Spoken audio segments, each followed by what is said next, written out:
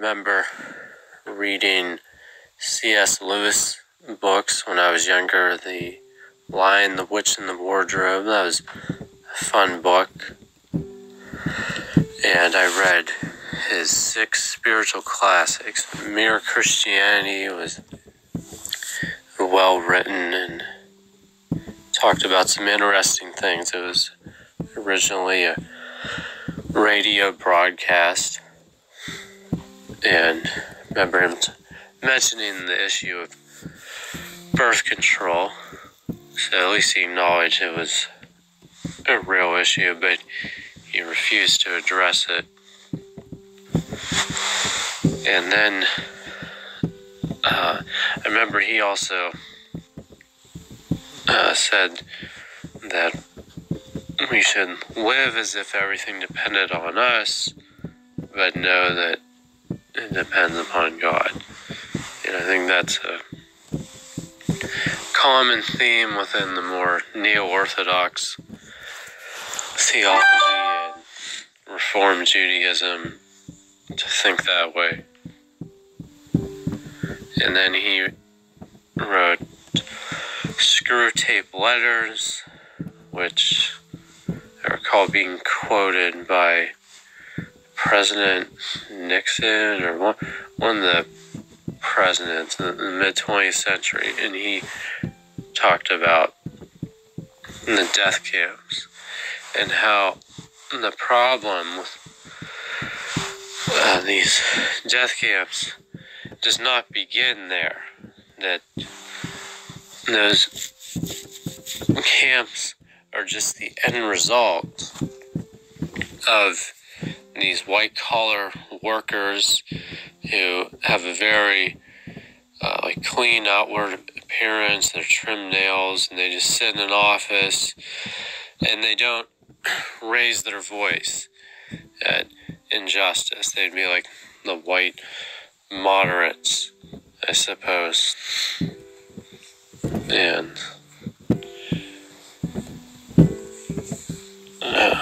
then he had the book Miracles, which I thought was kind of a strange book about this person riding on a bus, and then they have to keep climbing this mountain.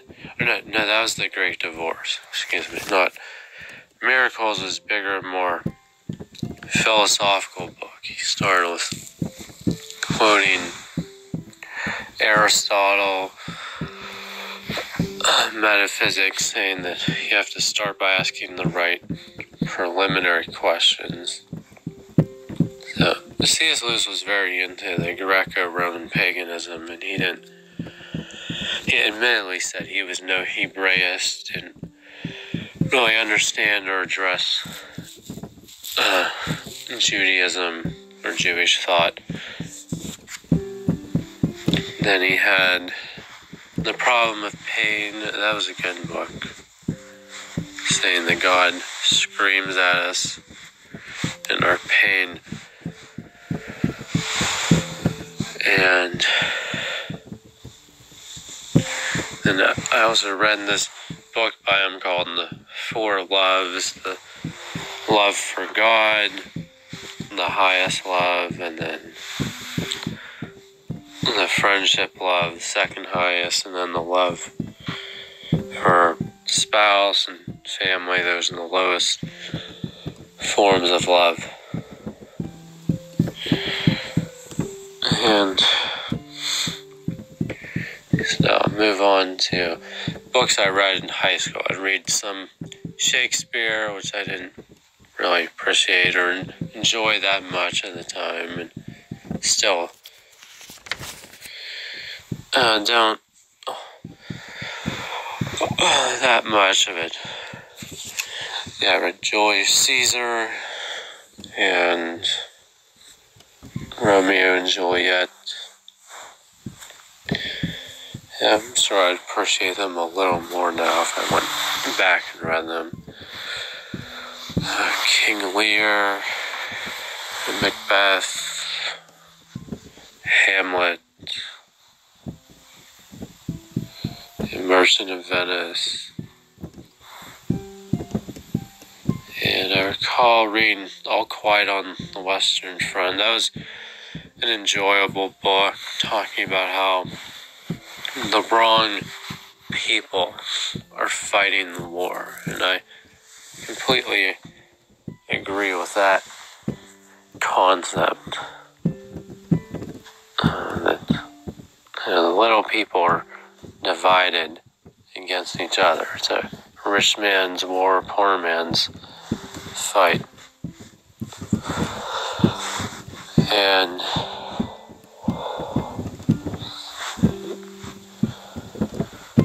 then I read Metamorphosis.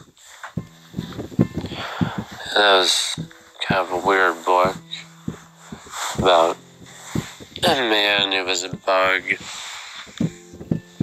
Felt I could relate to that guy somewhat. And Cry the Beloved Country by Alan Paton. I thought that was a great book. It's very moving, inspiring, like talking about South Africa, a lot of references to Christianity. And Fences by August Wilson. That was a good book about racism, discrimination, and there's Things Fall Apart, book about tribal people in Africa. That book was not as good. Read A Doll's House by Henrik Ibsen. I liked that one. And Master Builder. Pride and Prejudice. I didn't care for that book.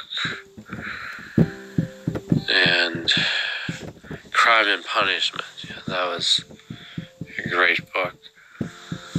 It's kind of hard to read and understand, but it was a good time. I remember some quotations from that book about how there's just this pain that the protagonist had. It was always the same, that every once in a while there'd be this moment of like a false hope, I guess, this glimmer of joy, and then it would vanish. It was gone. And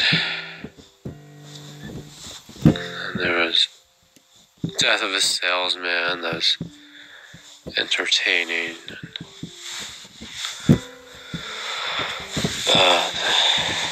Edgar Allan Poe works, and Nevermore, The Raven, Huckleberry Finn. It's a fun book. I remember relating to Huck somewhat in college when he has this realization about telling the truth and doing good, and how it's futile. It doesn't seem to make much of a difference. And I just remember people in college lied so much that when I got there, I had this sense of shame and guilt that I think a lot of them didn't have. Maybe it's just because of my anxiety and so on. They were more concerned about outward appearances and their reputation, I guess. They would say I was provincial. I think they're more provincial because most of them were from small towns. I was from a more cosmopolitan area, but both isolated in our own ways. But I was very offended about how they would just make things up about themselves and make themselves look good, So I never did that. I never even conceived of doing that. And not only that, but they would accuse people of things with blatant lies, and I had a hard time getting over all the elitism, as my professor Miller mentioned once. He was offended by that one time, and just the cruelty of how students would treat each other. That I never in my life talked to someone, acted toward others the way they had. I don't think anyone, my family, would ever do things like they would do to try to sabotage other people. Anyway, back to the books. So, then there was The Great Gatsby, and that has an important quote in it that a friend of mine from the Philippines, Jaka, shared with me, because she said, along with one of my other autistic friends, that I have a good heart. I've had a couple of different people tell me I'm the nicest person they've ever met, or one of my college roommates said I was the most polite person he ever met. But anyway, this quotation talks about a Daisy and her lover, and how they were just careless people who smash things up and then, leave other people to clean up the mess they've made, and then they just escape into their money. As a working class person living here in this community with among middle and upper middle class people, that's always been the only perception that I've been able to have of others. And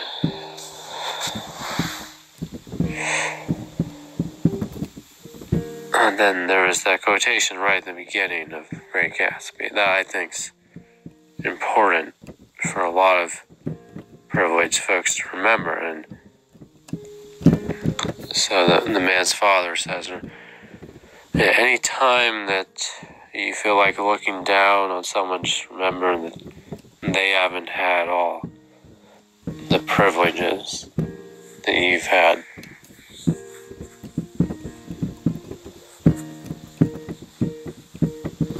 And then in college, I had to read this cowboy poetry. It was kind of strange. And I read Venerable Bede, I read Beowulf. That was a good book. And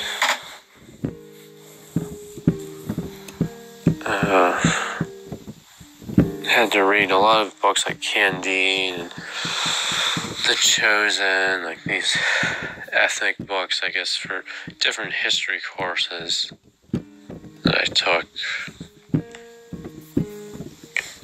Jane Gear. And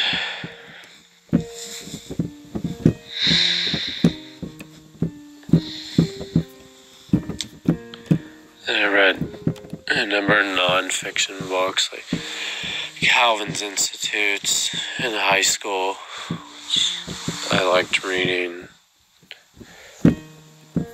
I had to read Augustine's Confessions, The City of God, and of course a lot of textbooks. Some of them were better than others. And then I read a number of theological books on my own. A book by Van Til on Christian theory of knowledge it was. And so he mentions when interacting with like Kierkegaard or Schleiermacher or someone, this like heresy that he doesn't like and that I always despise, this idea that God is reality, and it's a repudiation of any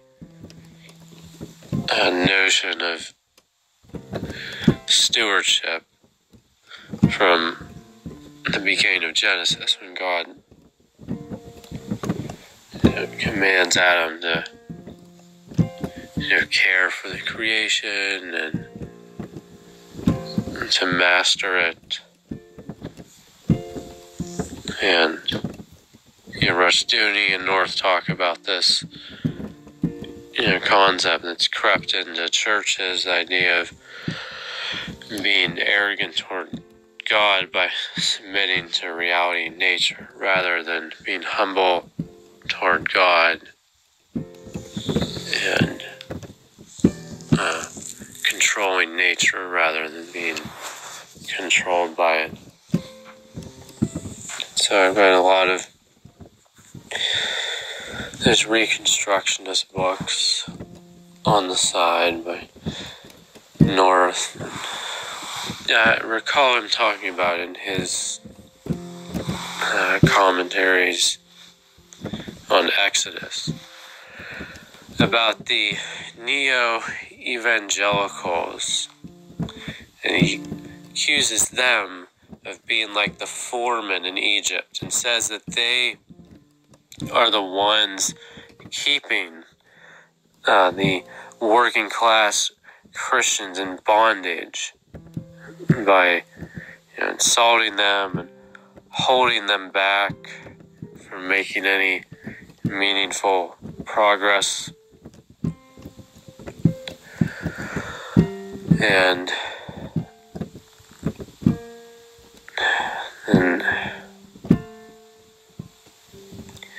in The Politics of Guilt and Pity, which is a great book, Rushdoony talks about the love heresy, the new tyranny,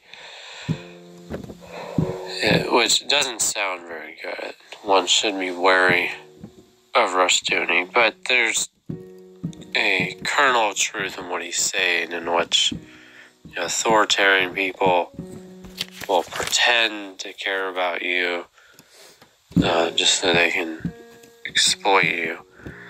And he mentions that there's this hatred of innocence and despising of human life. And I felt that way too, because I had lived a rather quiet, sheltered life, and I think I took a lot of flack for that in early adulthood. And Pastor Jason Coley, in his sermon, he mentions have a society that just hates children and wants to destroy innocence. Pastor Jim Dodson said the same thing. We live in a culture that despises children, and that's a sad thing, because we're supposed to be childlike, as innocent as doves, is what Jesus said.